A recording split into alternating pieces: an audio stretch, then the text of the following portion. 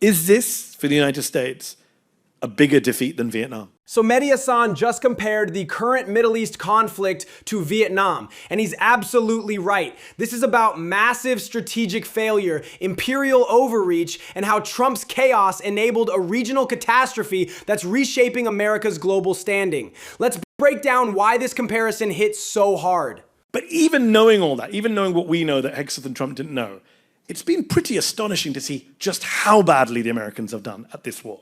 Like, what are we in, a month and a half in, and they've not been able to subjugate Iran, not just not subjugate Iran, but not get them to sign up to anything. It's Iran's talking points, Iran's 10-point plan that they're following, not the other way around. Was that surprised you? It surprised me that we're a month and a half in, and they've really made no dent. This is the key insight. Iran is setting the agenda while America reacts. Just like North Vietnam controlled the narrative in the 1960s, Iran's strategic patience and long-term planning has completely outmaneuvered Trump's impulsive approach. The parallels to Vietnam's asymmetric warfare are striking. Of course, they also benefit from the fact that they're fighting against the dumbest man in the history of the world. I think that's part of it. Who fires his generals. Who fires his generals mid-war, who says one week, hey, me and the Ayatollah, we're going to control the strait together. The next week he's like, I'm going to end the civilization forever.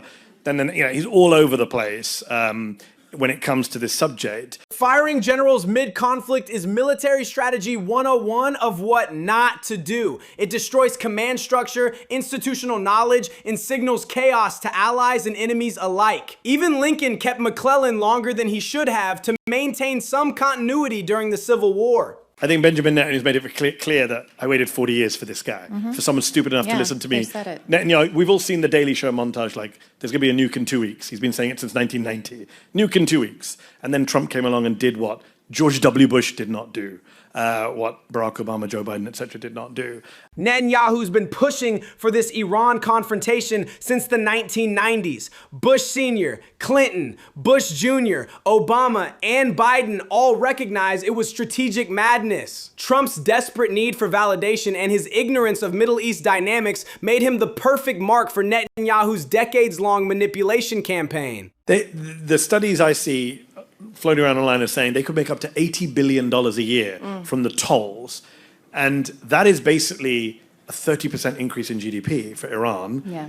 Only Donald Trump can attack a country and increase its GDP by 30%, which is like there's a book by Rick Wilson, Everything Trump Touches Dies. This is economic warfare in reverse. You're supposed to cripple your enemy's economy, not boost it by 30%. Iran's controlling the Strait of Hormuz means they're collecting massive tolls while Trump pays the military costs. It's like paying someone to punch yourself. I'm someone who's pointed out that this war required a Donald Trump. And a lot of people get mad at me, especially people on the left, and they say, oh, but Democrats would have done this war too. And I say, well, that's weird because they were in office for 4 years and they didn't do it. Joe Biden, in fact, prevented Netanyahu from doing it last year for all his many sins and crimes. I know he's enjoying ice cream somewhere instead of at The Hague.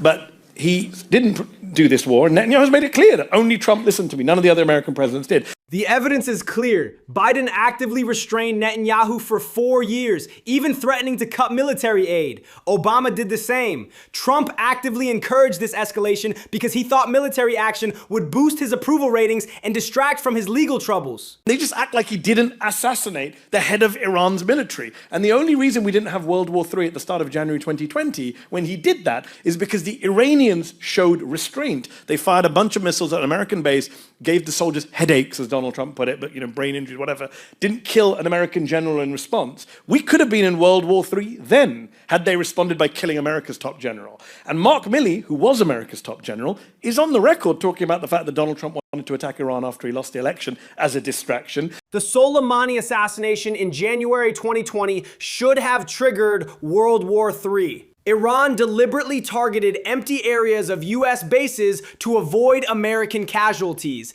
They showed more restraint than Trump did. That crisis was a preview of the current disaster, and Iran learned valuable lessons. In fact, some of the documents that Trump stole and was never prosecuted for, the ones he kept in his bathroom at Mar-a-Lago, some of them were Iran war plans. So this idea that it wasn't on the agenda in the first term or he didn't want to do it is just not true. He was surrounded by, quote unquote, more adults in the room. Those classified Iran war plans Trump stole prove this was always the agenda. His current team, no McMasters or Kellys to say no, are true believers who think military force solves everything. The guardrails are completely gone this time around. Is this for the United States? People are talking about end of empire. Trump is now, the European allies have turned. Is it the end of NATO? The Middle East, the Gulf countries are now thinking, was our close embrace of the US worth it? A lot of questions being asked. The Chinese are kind of laughing as they watch us. We're watching the end stage of American imperial overreach. NATO allies are hedging their bets, Gulf states are reconsidering their US partnerships, and China's Belt and Road Initiative looks more attractive than ever. This is exactly how empires collapse, through strategic incompetence. So it's the idea that America is this innocent, naive, wandering. America was just minding its own business till evil Netanyahu dragged us into this war against our truth. We just stumbled and bumbled our way into the Middle East. And I think we have to understand, as you said earlier, we are an empire. We were an empire long before Benjamin Netanyahu, and we'll be an empire long after Benjamin Netanyahu. America's imperial history spans from the Philippines to Iraq to Afghanistan, all disasters that followed the same pattern of overconfidence and strategic blindness. Netanyahu didn't create American imperialism, he just exploited Trump's particular weaknesses to drag us into another unwinnable war. We all said, Noura said, Mai said, everyone said that what's happened in Gaza won't stay in Gaza. Yep. We've seen that happen. Every analyst worth their salt predicted this escalation. Gaza was never going to stay contained. Regional wars have their own momentum. Iran, Hezbollah, and Syria were always going to respond, and Trump's team either ignored or welcomed that broader conflict. Don't let anyone tell you that you don't have a role to play in your society, in your community, in your college, in your workplace. That's what they want you to think. This is exactly right. Political engagement at every level matters. Local officials become state officials, become federal officials. College activism shapes future leaders. Workplace organizing builds power. The systems that enable these wars depend on public passivity and ignorance. Fascist wants you to think that you are helpless, that you are powerless, that there's nothing you can do, when it's the exact opposite message that we should be taking from nights like this, from wonderful, wonderful scholars like this. What a privilege it's been for us to listen to Noura and Nargis tonight. Fascists thrive when people feel powerless and withdraw from politics. The antidote is exactly this: informed discussion, collective analysis, and strategic action. Democracy requires active participation, not just voting every 4 years. The stakes couldn't be higher.